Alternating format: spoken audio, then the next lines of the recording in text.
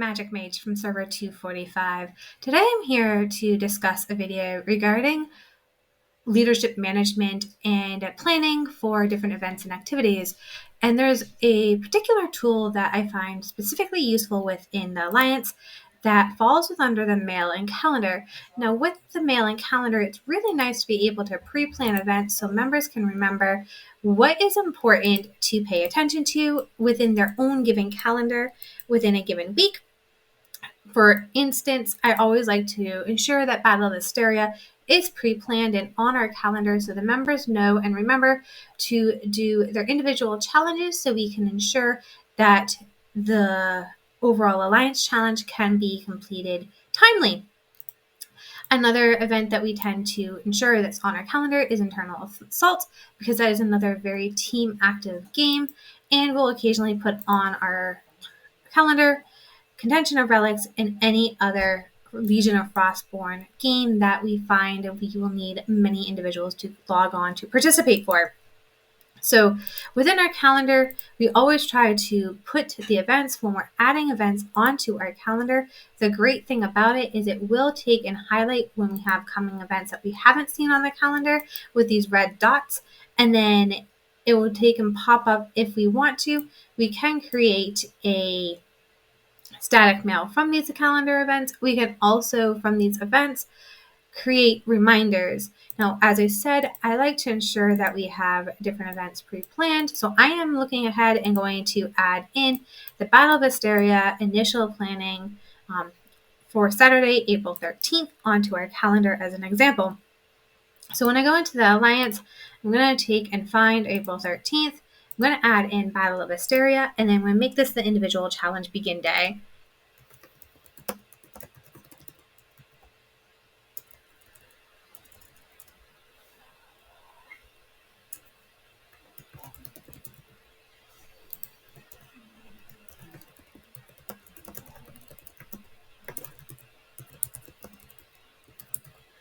And then we said this was April 19th. So we're going to take and make sure, April 13th. So we're going to make sure that date is correct. I'm going to start it at 0 UTC. And I'm going to actually add a reminder. I'm going to add a reminder probably 15 minutes before the day starts. Now, if I were to had created a location for this event to take place, I will absolutely add a link so members can go straight from their calendar to the location that this is occurring for. I will then add this onto my calendar. What that does is when we go to our mail, you'll notice that we now have a mail that's notifying all of our members that Battle of Hysteria challenge will begin on this day. And then we'll probably take and add another Alliance mail in.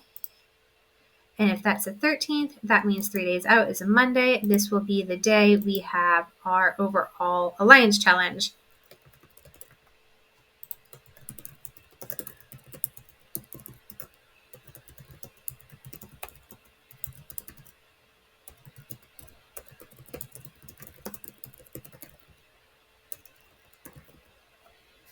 And again, I'm going to add a reminder. I'll probably add a reminder 30 minutes before. And we tend to do these at a different time. I'm just going to leave it at 0 UTC right now because we haven't, as leadership, decided the best time to do this. We tend to let that one float based off of individual challenges and when they're completed and where we are within Frostborn Wars, because we like to make sure that we are not overtaxing any of our members. And we'll add this Alliance piece there. The other feature a Alliance leader can use, whether it be R6 or R5, is mail, as long as within your leadership role, your R6 leader has allowed for your R5 members to create correspondence. And that would be this second item here and the third item here. So with those two pieces, because our leader has allowed for R5 to send correspondence, the mail is a really great tool, especially if leveraged well. There are two different types of mail. You have your normal mail, which is the one that automatically pops up first. The second mail is the statistic mail. The statistic mail is where you can have members vote on whether or not they can participate in a specific event. It's great for if you want members to vote on maybe merging two alliances together or accepting new members into their server, and when a time might be good. So if you want time A or time B. The hard thing with the statistic mail is there's only two options. So it's a yes, no option or a check mark or an X. So you have to really play within those parameters when using this statistic mail. The other thing to be mindful of is it doesn't allow for 24 hours. It's only 30 minutes, an hour, 6 hours, or 12 hours, which means you may not have all of your members able to see and respond to that mail by the time they log into the game. So just make sure you're mindful of that. If it's a particular statistic mail you want to ensure all members have a chance to respond to, you might need to send it twice. There is also normal mail. Normal mail is a very unique piece of mail where you can send any form of correspondence out, but particularly if you want to communicate to specific members, you can make members all, let's say, R4 and above, and that would allow you to send a specific correspondence to just those R4 and R5 members. Same thing with R3. It would be R3 and all members, including and encompassing R4, R5, and R6. And then R2 does the same, and then all members would include R1. So when you're sending these mails, if let's say you wanted to ensure you're only sending mail to a specific group, so let's say it's an IBL mail and it's only for those 30 members, you might move them all into R4 for yourself, send the mail out, and then redistribute rankings afterwards, so just those members are able to receive the important information without having to have every other member who doesn't need to see the information have to go through it. In this case here, I am going to make sure I'm sending a message to my R4 members because those are the individuals who helped us yesterday with capturing 3 different cities, and I do our 4 different cities. I apologize, in Frostborn Wars, and I really want them to know that their help in logging on was extremely appreciative, even if it was inconvenient to them. So what I'll be doing is I'll be changing this to R4 members. I'm going to just write thank you. And I'll be sending this message out.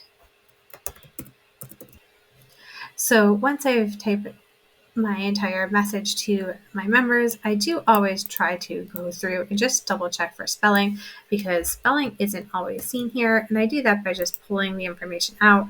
I'll go into like a Word document and I just post that message there. Make sure my spelling is all correct. I misspelled calendar in my quick typing.